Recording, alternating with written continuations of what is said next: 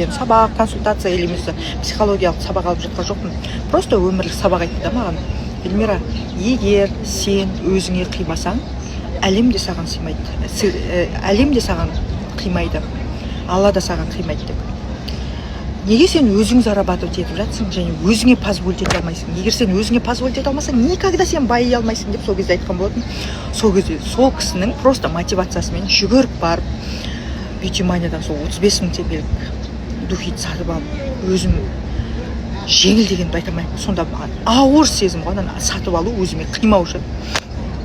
Қатты ауыр сезім болды. Одан кейін мен любой жерде өзіме қиятын болдым. Әсіресе саяхаттан аямаймын. Саяхаттағанда біз ерекше елдерге барғанды ұнатамыз. Маврикий, Бразилия, Игуасу, Швейцария, Позитано деген сияқты бір ерекше елдерге барғанды ұнатамын. Және әйел адам ең бірінші өзін бірінші орынға қойып, өзінен қимауды үйренген кезде